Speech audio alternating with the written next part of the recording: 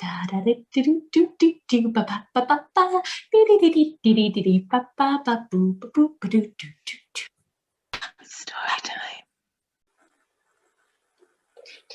Hi Katie. Hi Nick. Hey Bracken. Yo. Salutations. How we doing? We just bought a hammock.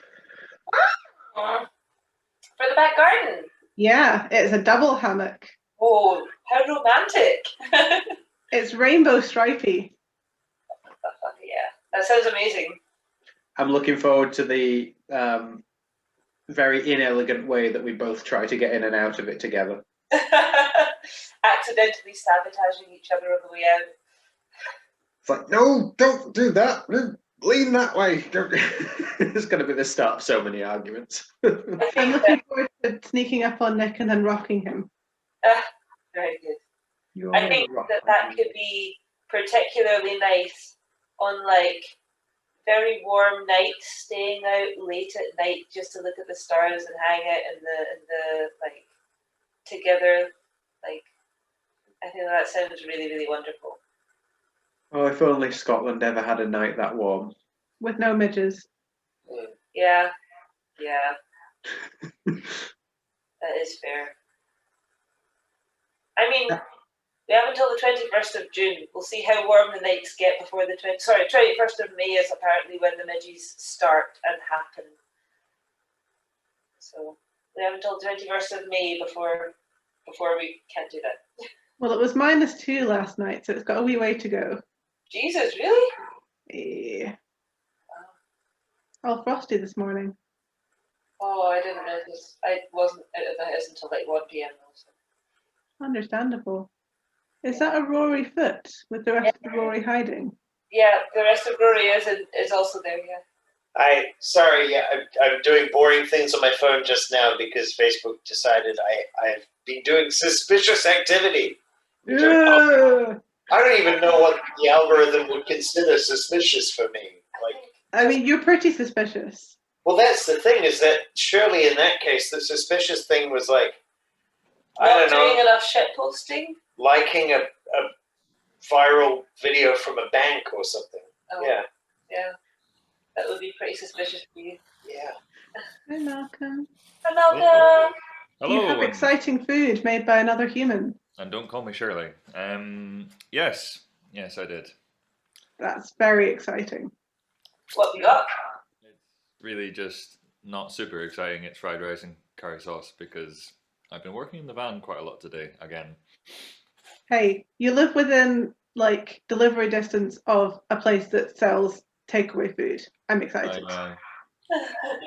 That's you look so hungry in your eyes, and I'm sorry.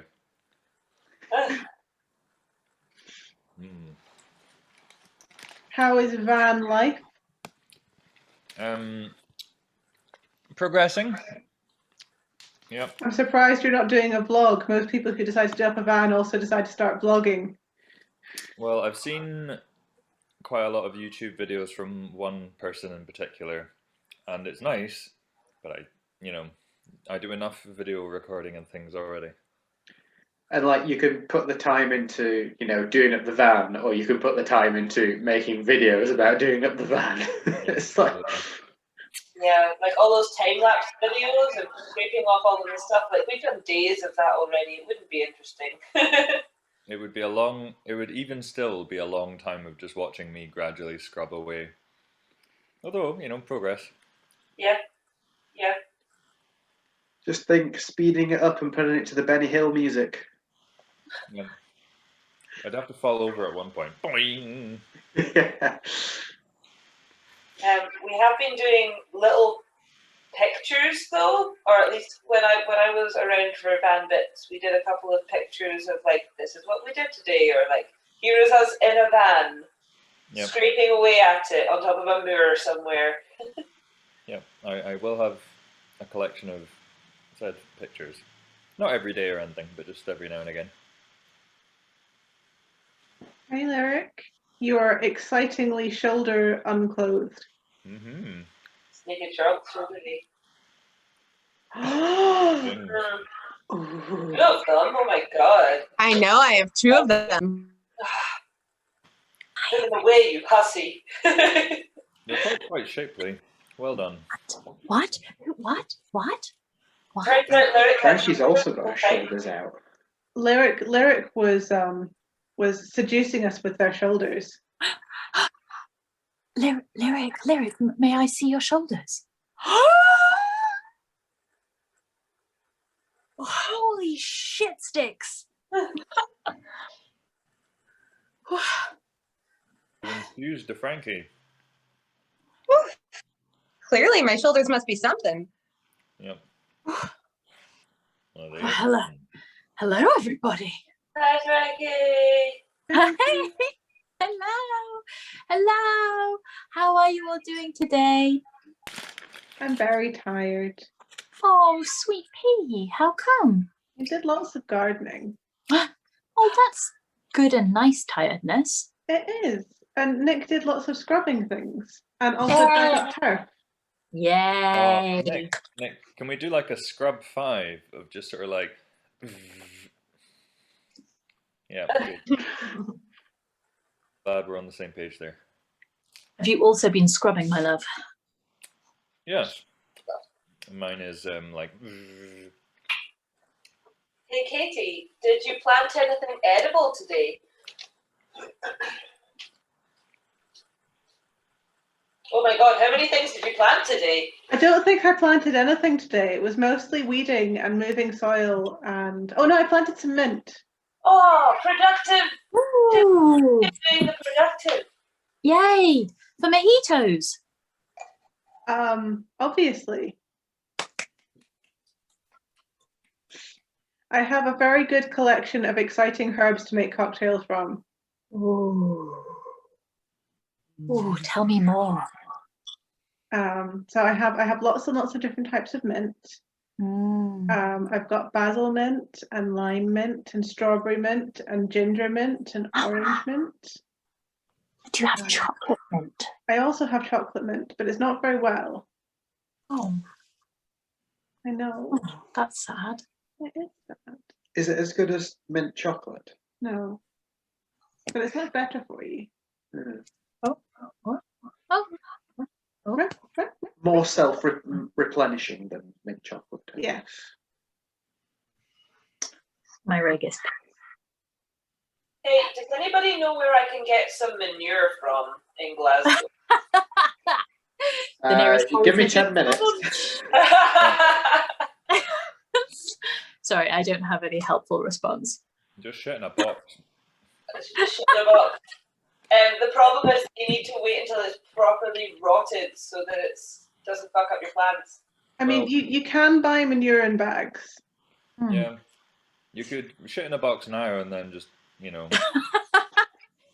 And then, by autumn, it'll be ready to go in. Good idea.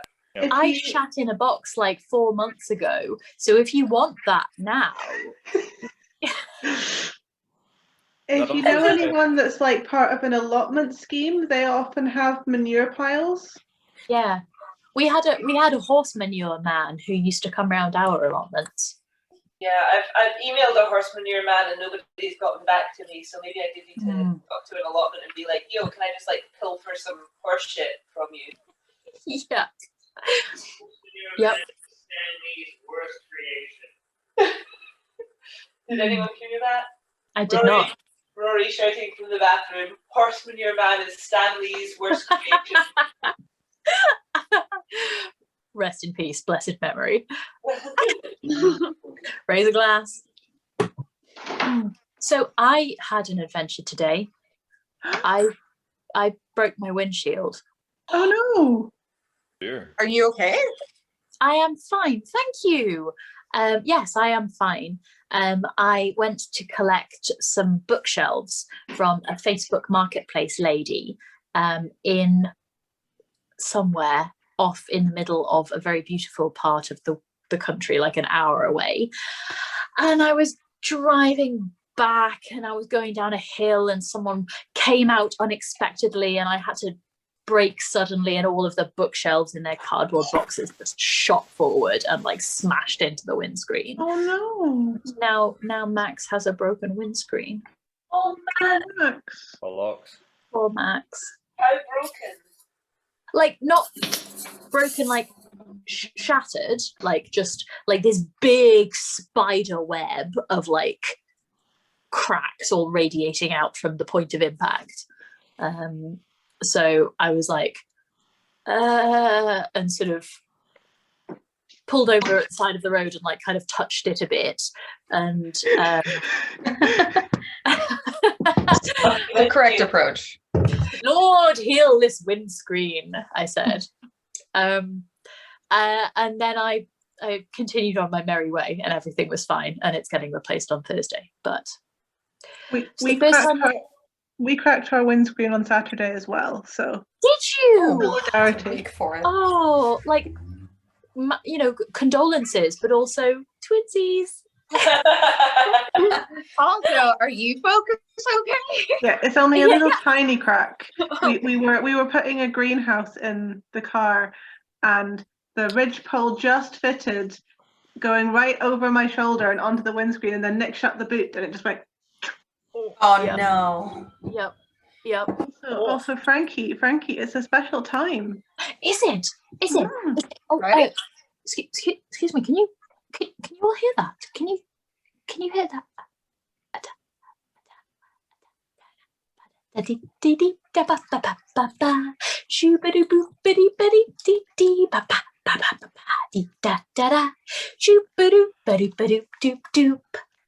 Storytime.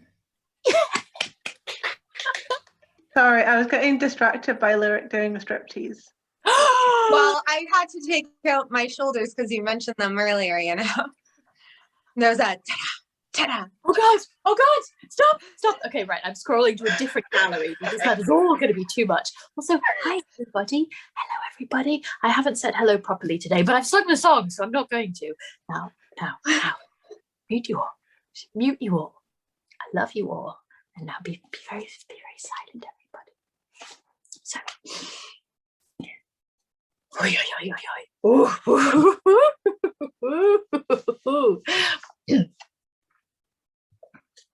Now, are you sitting comfortably? Then I'll begin.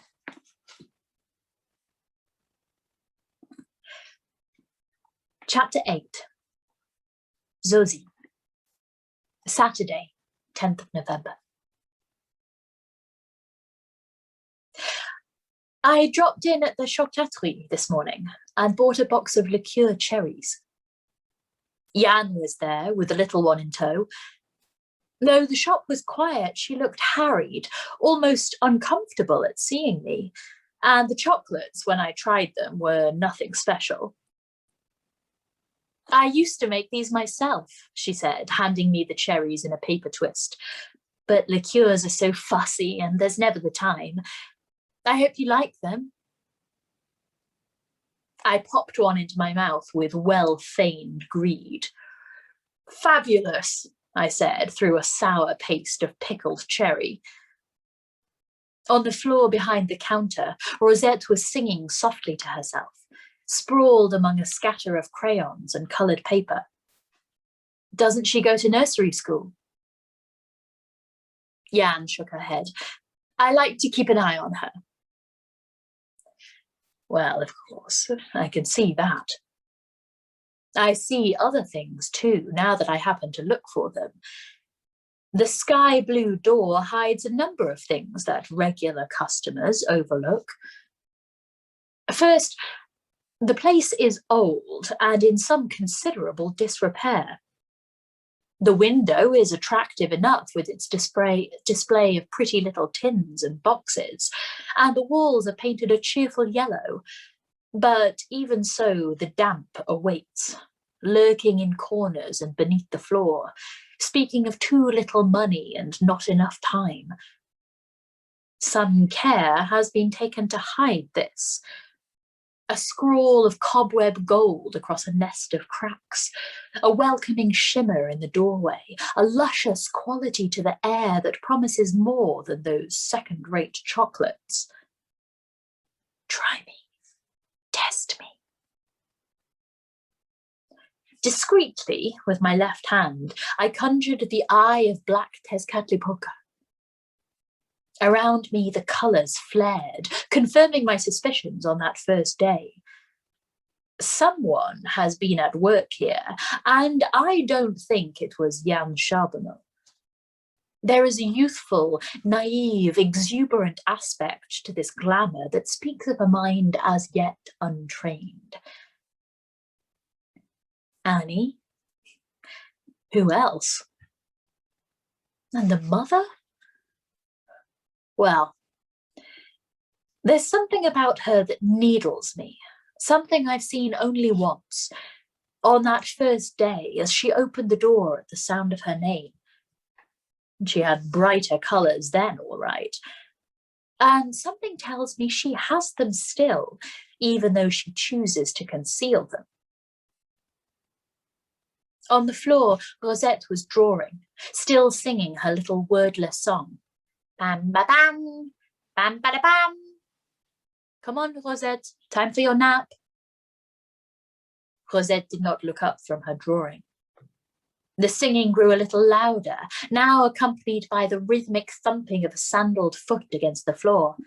Bam ba bam. Now, Rosette, said Jan gently, time to put the crayons away.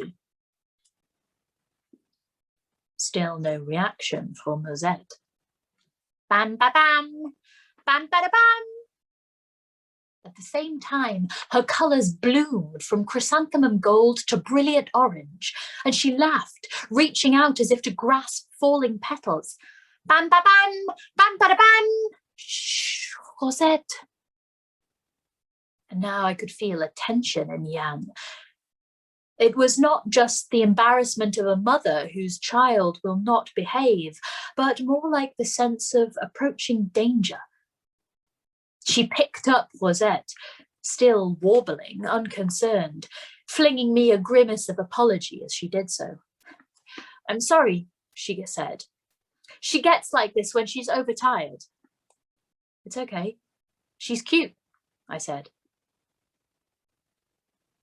A pot of pencils fell from the countertop.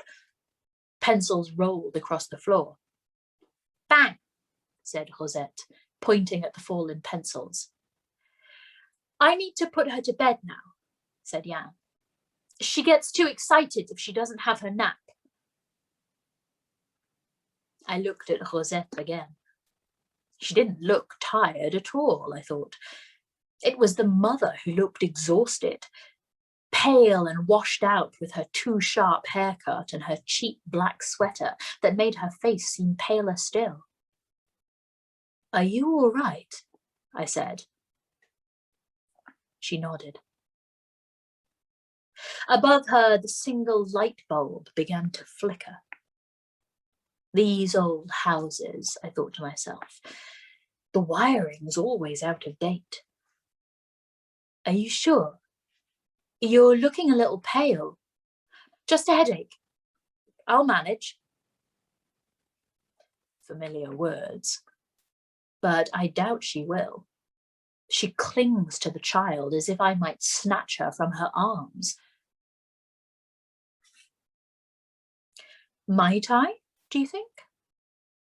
Twice married, though on neither occasion under my own name, and still I've never once thought of having a child.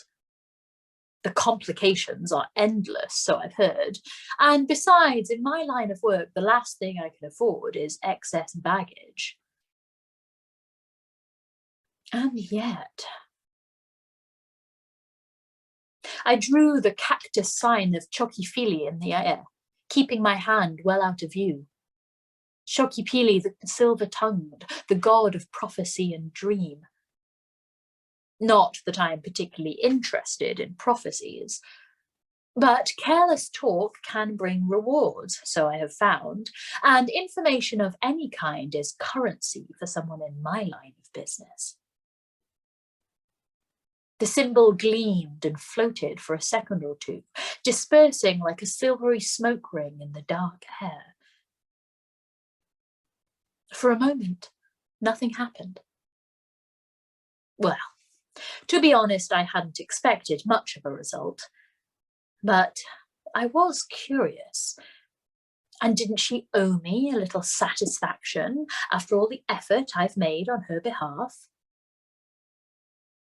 So I made the sign again. Shokipili, the whisperer, unlocker of secrets, bringer of confidences. And this time, the result was beyond all my expectations. First, I saw her colours flare. Just a little, but very bright, like a flame in the hearth as it encounters a pocket of gas. Almost at the same time, Rosette's sunny mood altered abruptly. She arched back in her mother's arms, throwing herself backwards with a whimper of protest. The flickering light bulb popped with a sudden sharp retort, and at the same time, a pyramid of biscuit tins fell over in the window display with a clatter fit to wake the dead. Jan Charbonneau was taken off balance, and she took a step sideways, striking her hip against the counter. There was a little open-fronted cabinet on the counter, which housed a collection of pretty glass dishes filled with sugared almonds in pink, gold, silver and white. It wobbled. Instinctively, Jan reached out a hand to steady it, and one of the dishes fell to the floor. "Rosette!" Jan was almost in tears. I heard the dish pulverize on impact, skittering bonbons across the terracotta tiles. I heard it go, but I did not look down. Instead, I watched Rosette and Jan, the child aflame in her colours now, the mother so still she might as well have been stone. "Let me help." I bent down to scoop up the mess. "No, please, I've got it," I said. I could feel the nervous tension in her, banked and ready to explode. It was surely not the loss of the dish. In my experience, women like Jan Charbonneau don't go to pieces over a bit of broken glass. But the oddest things can trigger the blast. A bad day, a headache, the kindness of strangers. And then I saw it from the corner of my eye, hunched beneath the countertop. It was a bright orange gold and clumsily drawn, but it was clear enough from the long curly tail and bright little eyes that it was supposed to be some kind of monkey. I turned abruptly to see it face on, and it bared its pointed teeth at me before blinking back into empty air. "Bang!" said Rosette. There was a long, long silence. I picked up the dish. It was blue Murano glass, delicately fluted at the edges. I'd heard it smash like the sound of firecrackers going off, scattering shrapnel across the tiles. And yet here it was, unbroken in my hand. No accident. Bam, I thought. Under my feet, I could still feel the spilled bourbons grinding like teeth. And now Jan Charbonneau was watching me in a fearful silence that spun and spun like a silk cocoon. I could have said, "Well, that was lucky," or just put back the dish without a word, but it was now or never, I told myself. Strike at once while resistance is low. There may not be another chance. And so I stood up, looked Jan straight in the eyes, and levelled at her all the charm that I could muster. "It's all right," I said. "I know what you need." For a moment she stiffened and held my gaze, her expression all defiance and haughty incomprehension. Then I took her arm and smiled. "Hot chocolate," I told her gently. "Hot chocolate to my special recipe. Chili and nutmeg with armagnac and a dash of black pepper. Come on, no arguments. Bring the brat." Silently, she followed me into the kitchen. I was in.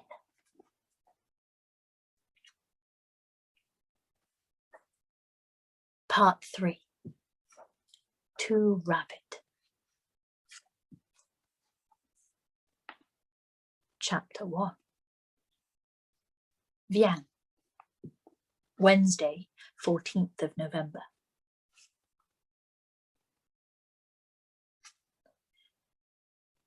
I never wanted to be a witch.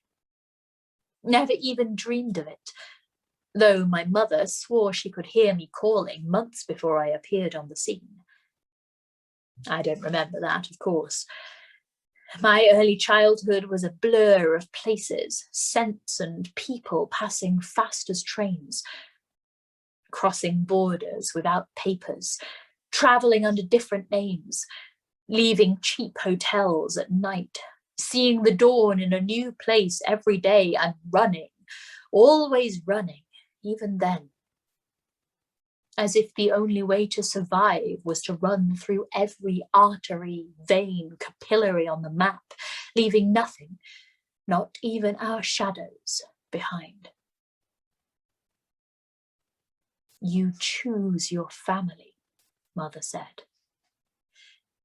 My father had apparently not been chosen. What would we need with him, Vian? Fathers don't count. It's just you and me. Tell the truth, I didn't miss him. How could I? I had nothing against which to measure his absence. I imagined him dark and slightly sinister, a relative, perhaps, of the black man we fled. And I loved my mother. I loved the world we had made for ourselves, a world we carried with us wherever we went, a world just out of reach of ordinary folk. Because we're special, she would say. We saw things, we had the knack. You choose your family, and so we did, wherever we went. A sister here, a grandmother there, familiar faces of a scattered tribe. But as far as I could tell, there were no men in my mother's life. Except for the black man, of course. Was my father the black man? It gave me a start to hear Anouk come so close. I'd considered it myself as we fled, all shirt-tailed and carnival-coloured and ragged with the wind. The black man wasn't real, of course. I came to think my father was the same. Still, I was curious, and from time to time I would scan the crowds in New York or Berlin, in Venice or Prague, hoping perhaps to see him there, a man alone with my dark eyes. Meanwhile, we ran, my mother and I. First, it seemed for the sheer joy of running. Then, like everything else, it became a habit, then a chore. In the end, I began to think that running was the only thing that kept her alive as the cancer ran through her, blood, brain, and bone. It was then that she first mentioned the girl. Ramblings, I thought at the time, brought of the painkillers she was taking. And she did ramble as the end approached, told stories that made no sense at all, spoke of the black man, talked earnestly with people who weren't there. That little girl, with the name that so resembled mine, could have been another figment of those uncertain times. An archetype, an anima, a snippet from a newspaper, some other little lost soul with dark hair and dark eyes, stolen away from outside a cigarette kiosk one rainy day in Paris. Sylviane Caillou. Vanished, as so many do. Stolen from her car seat, aged 18 months, in front of a chemist's near La Villette. Stolen away with her changing bag and toys, last seen wearing a cheap silver baby bangle with a lucky charm, a little cat dangling from the clasp.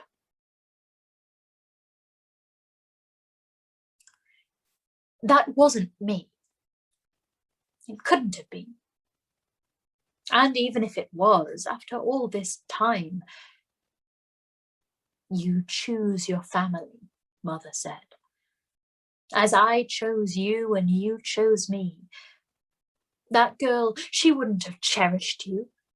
She wouldn't have known how to care for you, how to slice the apple widthways to show the star inside, how to tie a medicine bag, how to banish demons by banging on a tin pan, how to sing the wind to sleep. She wouldn't have taught you any of that. And didn't we do okay, Vian? Didn't I promise we'd be okay?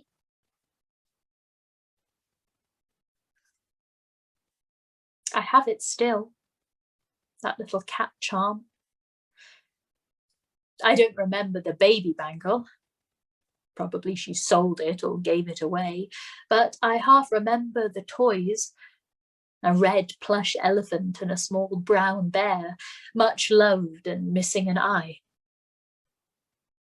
And the charm is still there in my mother's box, a cheap thing, such as a child might buy, tied with a piece of red ribbon. It's there with her cards and a few other things.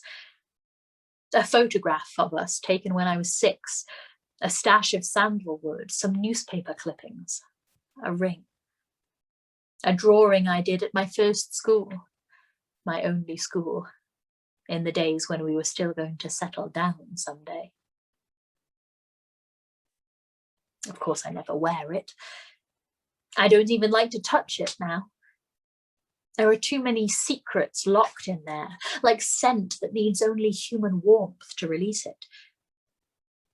As a rule, I don't touch anything in that box. And yet, I don't quite dare to throw it away.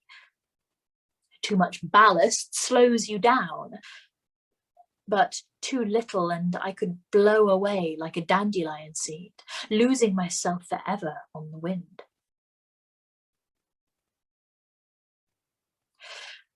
Zosie has been with me for 4 days now, and already her personality has begun to affect everything she touches. I don't know how it happened. A temporary moment of weakness, perhaps. I certainly hadn't intended to offer her a job. For a start, I can't afford to pay her much, though she's happy to wait until I can. And it seems so natural for her to be here, as if she has been with me all my life. It began on the day of the accident, the day she made the chocolate and drank it with me in the kitchen, hot and sweet with fresh chilies and chocolate curls. Rosette drank some in her little mug, then played on the floor as I sat in silence. Zosie watching me with that smile, and her eyes all narrowed like a cat's. The circumstances were exceptional. On any other day, at any other time, I would have been better prepared. But on that day, with Thierry's ring still in my pocket and Rosette at her worst, and Anouk so quiet since she heard, and the long, empty day stretching ahead. At any other time, I would have held fast. But on that day, it's all right. I know what you need. What exactly? What does she know? That a dish that was broken came back whole? It's too absurd. No one would believe it, still less than a 4-year-old child had performed the trick, a 4-year-old child who can't even talk. You look tired, Jan, Zosie said. Must be hard, looking after all this. Silently, I nodded. The memory of Rosette's accident sat between us like the last piece of cake at a party. Don't say it, I told her silently, just as I tried to tell Thierry. Don't say it, please. Don't put it in words. I thought I felt her brief response. A sigh, a smile, a glimpse of something half seen in shadow, a soft shuffle of cards scented with sandalwood. A silence. I don't want to talk about it, I said. Zosie shrugged. So drink your chocolate. You saw it, though. I see all sorts of things. Such as? I can see you're tired. I don't sleep well. She looked at me in silence for a time. Her eyes were all summer, freckled with gold. I ought to know your favourites, I thought, almost dreamily. Perhaps I've simply lost the knack. Tell you what, she said at last. Let me look after the shop for you. I was born in a shop, I know what to do. You take Rosette and have a lie down. If I need you, I'll shout. Go on, I'll enjoy it. That was just 4 days ago. Neither of us has referred to that day since then. Rosette, of course, does not yet understand that in the real world, a broken dish must stay broken, however much we may wish it otherwise. And Zosie has made no effort to broach the subject again, and for that I am grateful. She knows that something happened, of course, but seems content to let it go. What kind of a shop were you born in, Zosie? A bookshop. You know, the New Age kind. Really? I said. My mother was into that kind of thing. Shop-bought magic, tarot cards, selling incense and candles to blissed-out hippies with no money and bad hair. I smiled, though it made me a little uneasy. But that was a long time ago, she said. I don't remember much of it now. But do you still believe? I said. She smiled. I believe we can make a difference. Silence. And you? I used to, I said, but not anymore. May I ask why? I shook my head. Later, perhaps. Okay, she said. I know. It's dangerous. Every action, even the smallest, has consequences. Magic comes at a high price. It took me a long time to understand that. After Lansquenet, after Les Laveuses. But now it seems so very clear as the consequences of our journeying widen around us like ripples on a lake. Take my mother, so generous with her gifts, handing out good luck and goodwill as inside her the cancer grew like the interest from a deposit account she never even knew she had. The universe balances its books. Even such a small thing as a charm, a cantrip, a circle drawn in sand, all must be paid for, in full, in blood. There's a symmetry, you see. For every piece of luck, a blow. For everyone we helped, a hurt.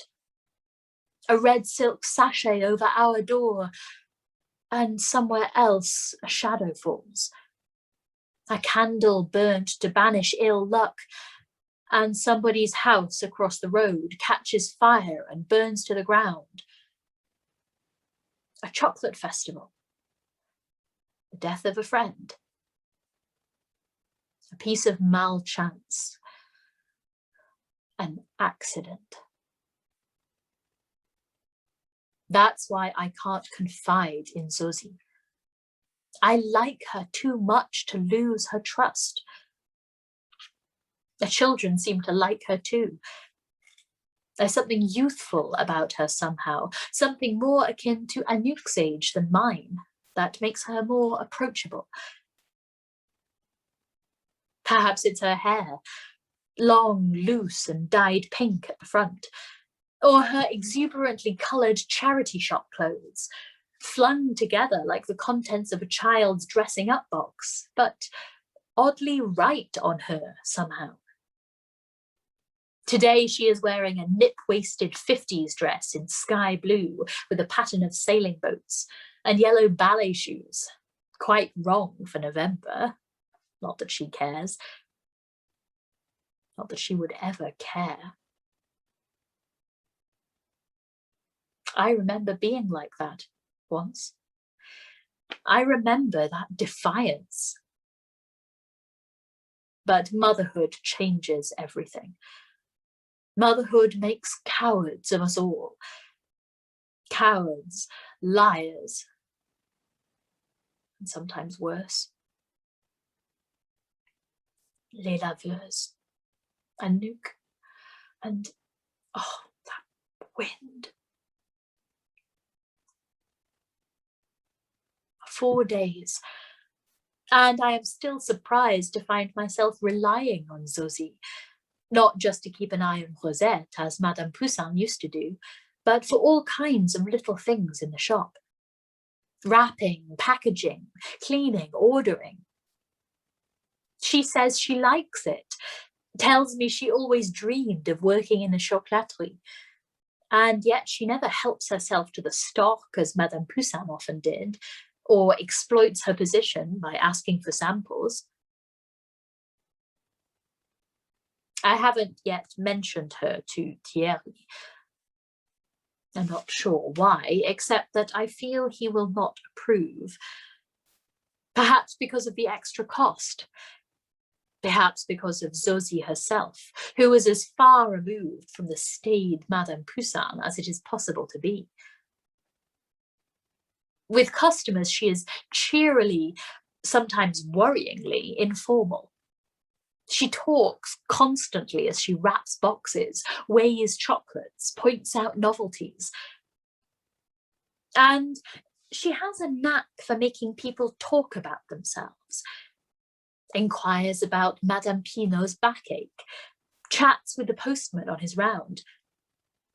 She knows Fat Nico's favourites, flirts outrageously with Jean-Louis and Popol, the would-be artists touting for custom around Le Petit Pinson, and chats with Richard and Mathurin, the two old men she calls the Patriots, who sometimes arrive at the cafe at 8 in the morning and rarely leave until dinner time.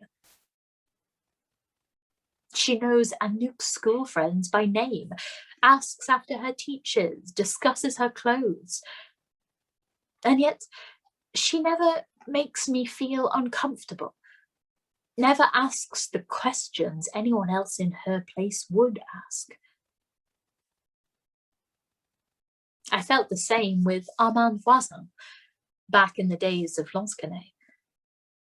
Unruly, mischievous, naughty Armand, whose scarlet petticoats I still sometimes see out of the corner of my eye, whose voice, imagined in a crowd, so eerily like that of my mother, still sometimes makes me turn and stare.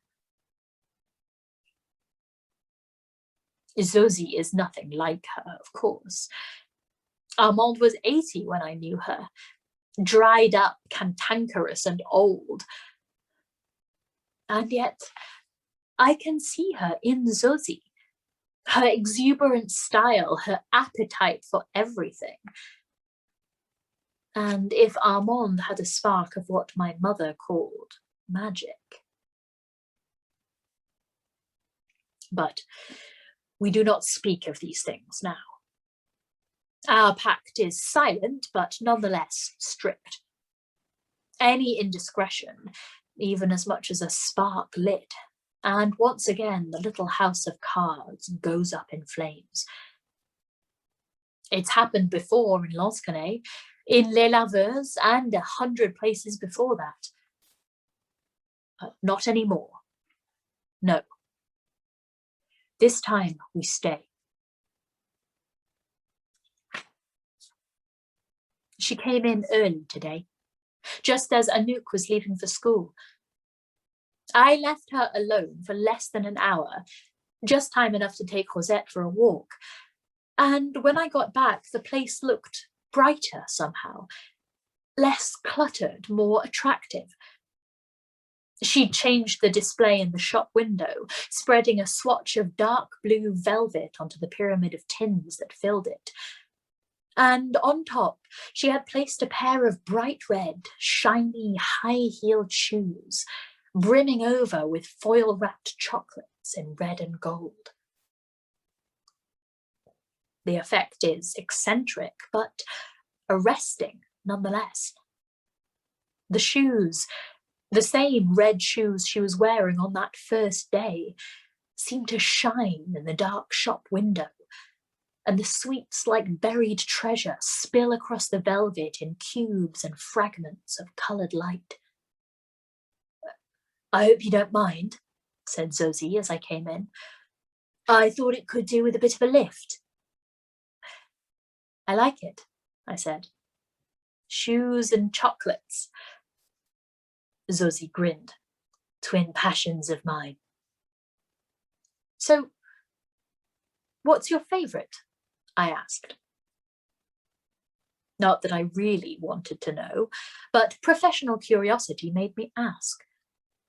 4 days, and I am no closer to guessing her favourite than I was before. She shrugged. "I like them all. But the bought ones aren't the same, are they? You used to make your own, you said?" "I did. But then I had more time." She looked at me. "You've got plenty of time.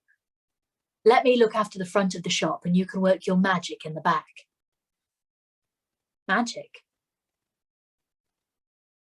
But Zosie was already making plans, seemingly unaware of the impact of that casual word. Plans for a line of handmade truffles, the simplest of all chocolates to make. And then perhaps some mendiant, my own favourites, sprinkled with almonds, sour cherries, and fat yellow sultanas.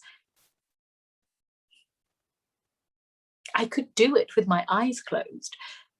Even a child can make mendiant, and Anouk had often helped me in the days of Lansquenet, selecting the plumpest raisins, the sweetest cranberries, always keeping a generous portion aside for herself, and arranging them onto the discs of melted chocolate, light or dark in careful designs. I haven't made mendiant since then. They remind me too much of those days, of the little bakery with the wheat sheaf over the door, of Armande, of Josephine, of Rue, You can ask what you like for handmade chocolates, Zosie was saying, oblivious. And if you put out a couple of chairs, made a bit of space here, she showed me the spot, then people could even sit down for a while. Have a drink, perhaps, a slice of cake. It would be nice, wouldn't it? Friendly, I mean. A way of getting them inside.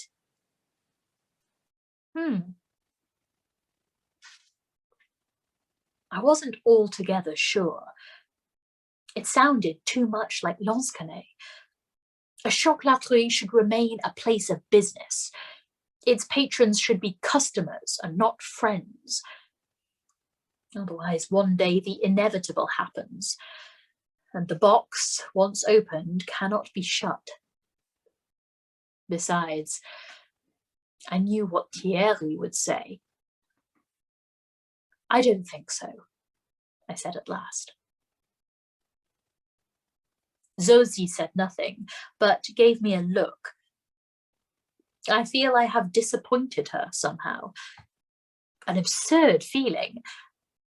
And yet, when did I become so fearful, I ask?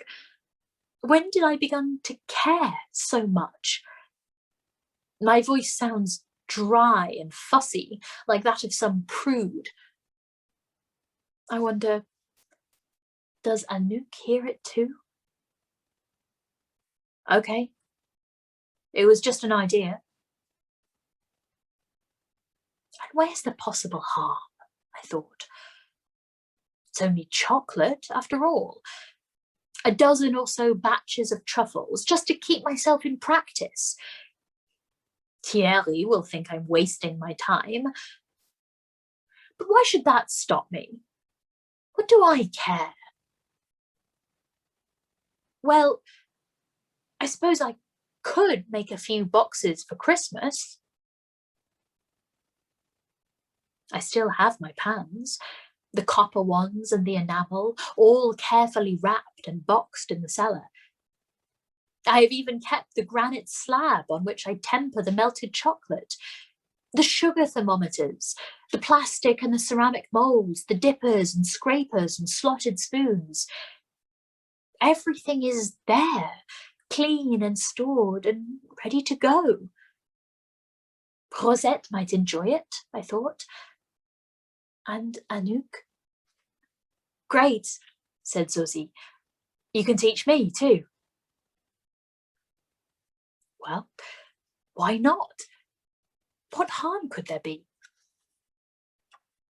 All right, I said. I'll give it a try. So that was that. Back in business at last, without any fuss. And if any qualms remain in my mind, there can be no harm in a batch of truffles, or a tray of mendiant, or a cake or two. The kindly ones do not concern themselves with such trivial things as chocolates. Or so I hope. As with everyday Vianne Rocher, Sylviane Caillou, and even Yann Charbonneau recede more safely into the past, becoming smoke, becoming history, a footnote, names upon a faded list. The ring upon my right hand feels strange against fingers long accustomed to being bare. That name, de Tressé, feels even stranger. I try it on as if for size, halfway between a smile and not. Yann Le Tressé. It's just a name. Bullshit, says Roux, that veteran aim-changer, shapeshifter, gypsy and pinpointer of home truths. It's not just a name, it's a sentence.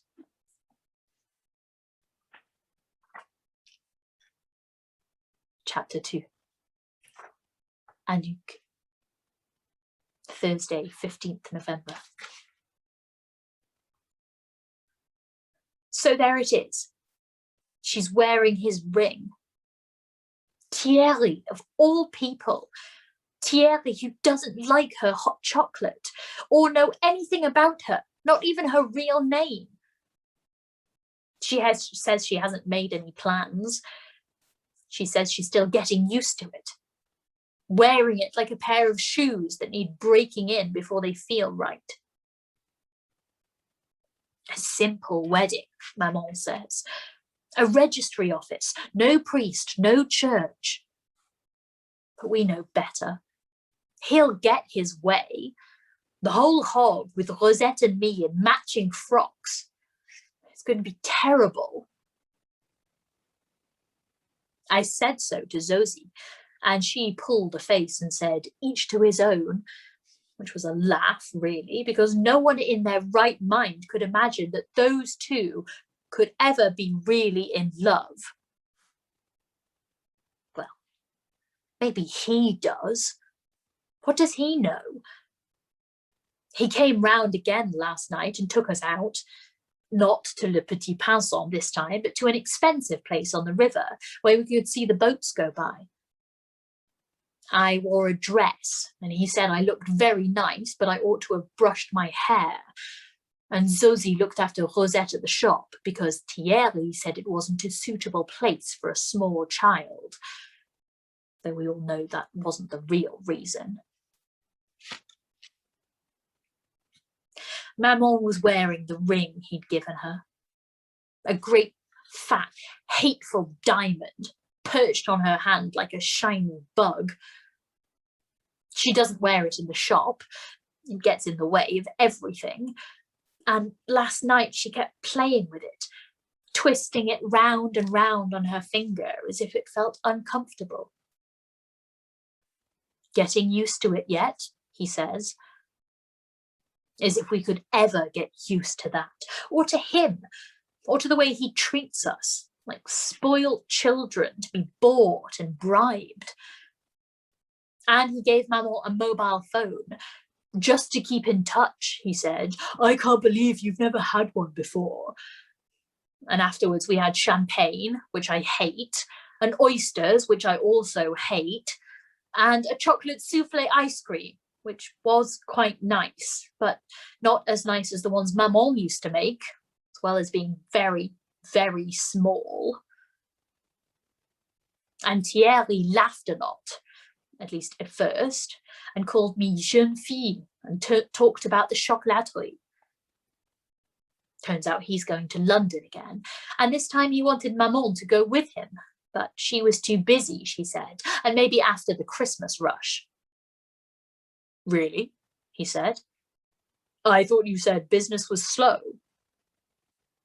I'm trying something new, said Maman, and told him about the new line of truffles she was planning, and how Zosie was helping out for a while, and how she was bringing her old things out of storage.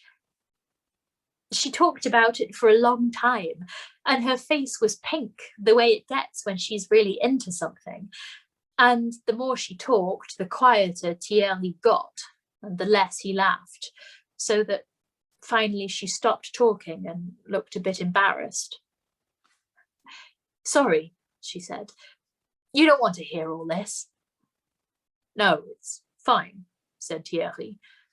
This was Zosie's idea, was it? He didn't sound too pleased about it. Maman smiled. We like her a lot, don't we, Annie? I said we did.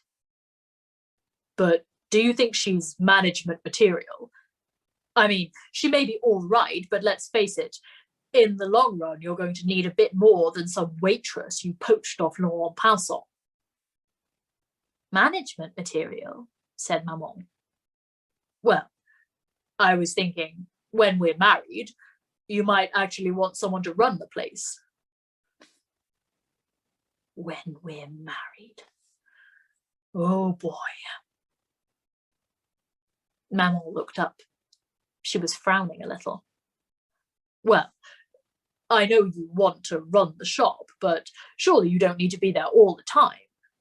There'd be all kinds of things to do instead. We'd be free to travel, to see the world. I've seen it. she said, a little too fast, and Thierry gave her a funny look.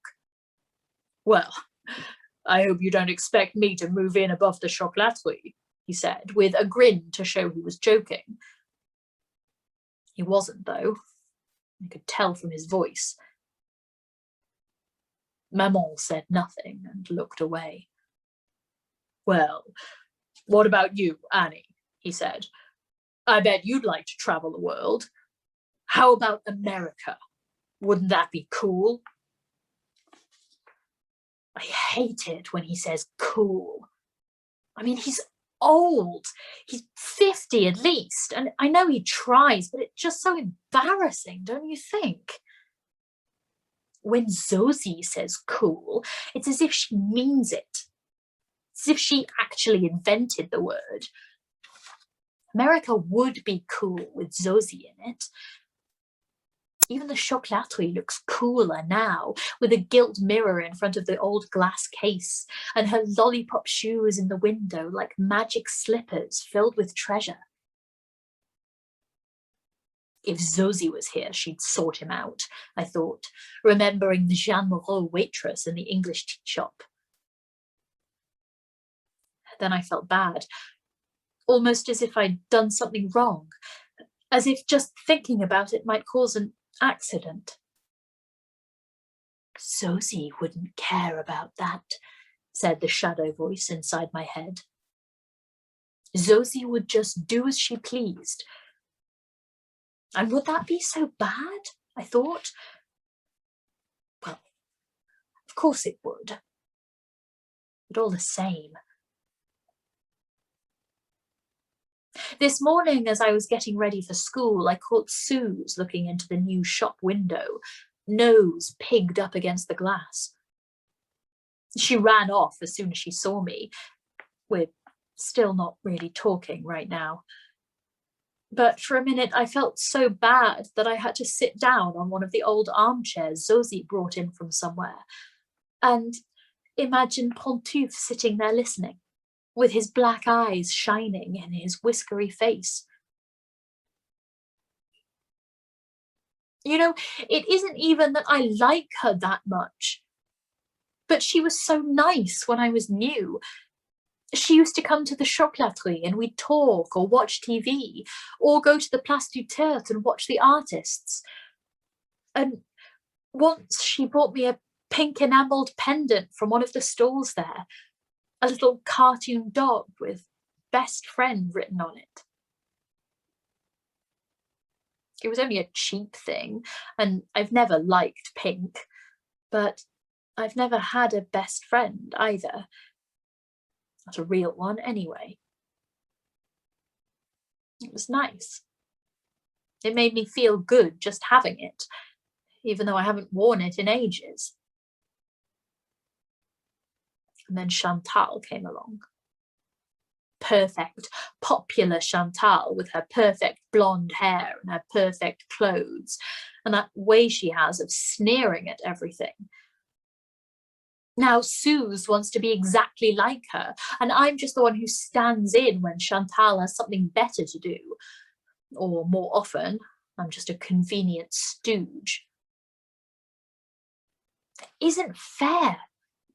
Who decides these things? Who was it decided that Chantal deserved to be the popular one, even though she never raised a finger for anyone or cared about anyone but her little self? What makes Jean-Loup Rimbaud more popular than Claude Meunier? And what about the others? Mathilde Chagrin, or those girls in their black headscarves? What is it about them that makes them freaks? What is it about me? I was talking in my shadow voice, and I didn't notice Zosie come in. She can be very quiet sometimes, you know, quieter even than me, which was odd because today she was wearing the kind of clacky wooden-soled clog things that you can't help making a noise with, except that these were fuchsia pink, which made them kind of fabulous. Who was that you were talking to? I hadn't realised I'd said it aloud. No one. Just me. Well, there's no harm in that, I guess.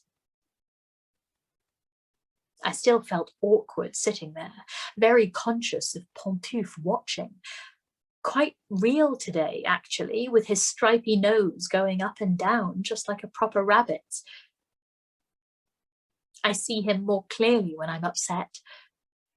That's why I shouldn't talk to myself. Besides, Maman always says that it's important to tell the difference between what's real and what isn't. It's when you can't tell the difference that accidents happen. Zosie smiled and made a little sign, a bit like an OK sign, with her thumb and index finger joined to make a circle. She looked at me through the circle, and then she dropped her hand again. You know, I often talked to myself as a kid, or rather to my invisible friend. I used to talk to her all the time. I don't know why I was so surprised. You. Her name was Mindy, Zosie said. My mother said she was a spirit guide.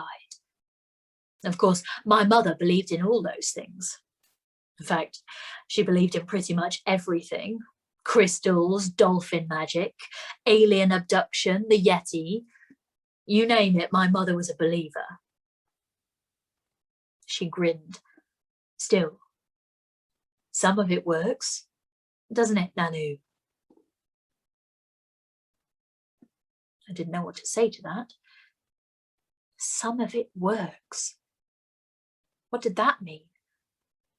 It made me feel uncomfortable, but a little excited at the same time. Because this wasn't just a coincidence or an accident, like what had happened in the English tea shop. Zosie was talking about real magic, talking quite openly, as if it was really true and not some kid's game I had to grow out of. Zosie believed. I have to go. I picked up my bag and made for the door. You say that so often. What is it? A cat? She shut one eye and looked at me once more through the circle of her thumb and forefinger. I don't know what you mean, I said. Little guy, big ears. I looked at her. She was still smiling. I knew I shouldn't talk about it. Talking only makes things worse.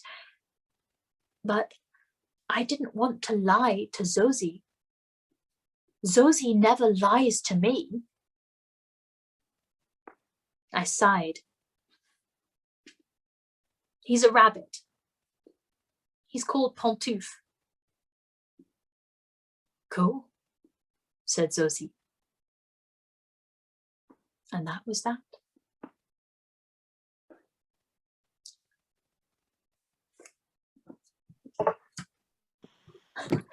Yay, Pantouf.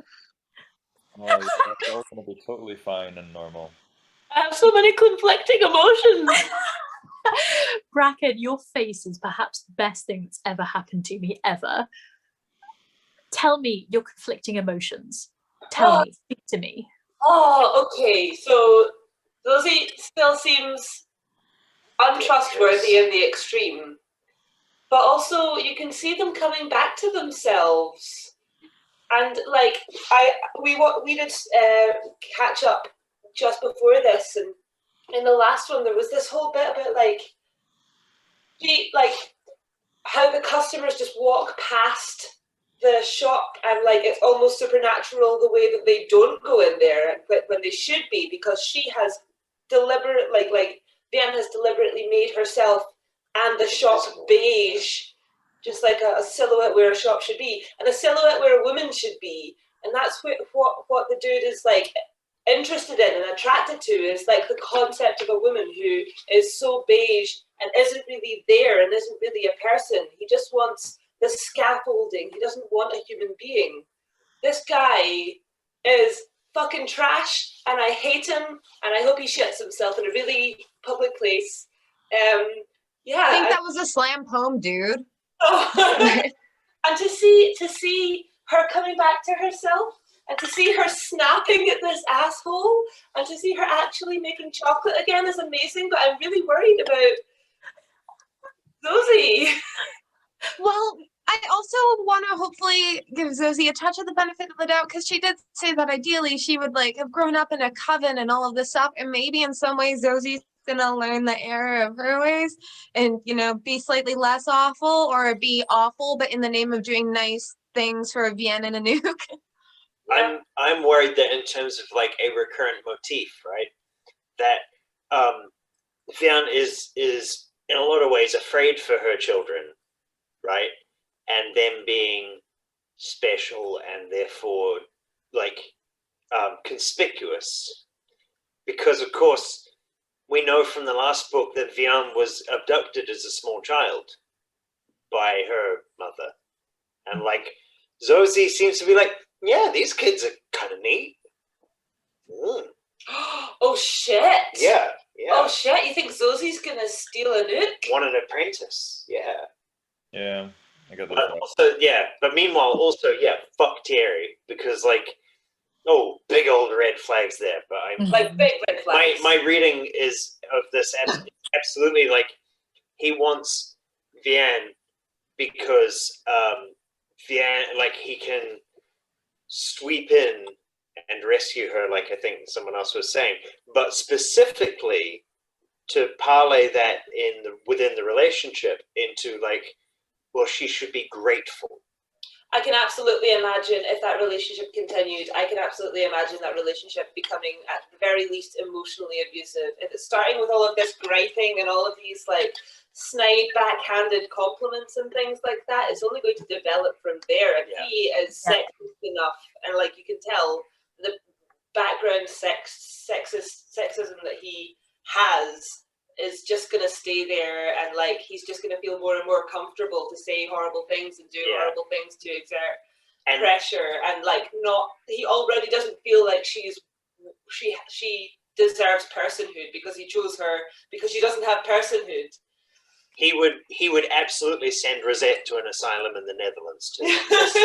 Just saying, like, he clearly wants to like send the kids off to boarding school, and Vienne can come with him on his like holidays or business trips or whatever the fuck, but like he is not interested in this actual family. Yeah, there's the whole Anouk thing of like the fact that he doesn't really fit in with them, and that he doesn't really know the situation, and like there is an element of unfairness there, but also he is at heart a horrible person. Yeah. Can I, Good round. I will step on the box. Oh, this is so good. I just want to cheer you on anyway. Sorry, Nick. Yeah. can I just say one of my favorite bits about that whole kind of speech that you just did, Bracken, was that when you were getting all hotted up, you took off your cardigan, and it was like, boom, I'm here. This is what's happening. And then as you were starting to calm down, then you put it back on. I hugely enjoyed the combination of you like just letting forth this like powerful badass screed and kind of just casually stripping off at the same time. I was like, well, that's my job. I'll go be in my bunk now. I was actually like thinking during, because we listened to the previous chapter as a catch up, like just before tuning in, and like listening to that, it did have me thinking like, this is not meant in like a mean way or like anything, but like something must have happened to the author at some point where like the author or the author of Chocolat, for like it's such a distinct and unique, surprising choice to take a character from a previous work and have her be almost unrecognizable, like shackled. Yeah, and like that's a like that confounds, like, I know my expectations were totally confounded when the story started because it just like, wait. So your question is not what happened to Vianne. You're like, what happened to the author? Both. Wow. Like, clearly Joanne Harris, who hurt you? something happened after Lansquenet, right? In this other place. Yeah. But also, yeah, I feel like the author maybe like must have seen someone in her life or something like where like she went like, oh no, this doesn't get talked about. Something happened to the author after Lansquenet. Oh, Joanne. It's basically John Wick, but chocolate is what I'm saying. Oh yeah, Oh, like I put that past behind me, but then she takes out the chocolate molds from the basement. yeah. Vianne. I haven't heard that name in a long time. Yes, with chocolate. Yeah. Mm-hmm. That was a very cute moment, Nick and Katie. Yeah, I saw that. I saw you being cute. I see you, you motherfuckers. Yeah, kiss each other on the faces. We should say goodbye to the ketchup crew. Ketchup crew. Ketchup crew. Kiss each other on the faces. We kiss you. If you're in a single household. If you're in a single household, we kiss you. We kiss you. Good night, ketchup crew. We love you. Good night.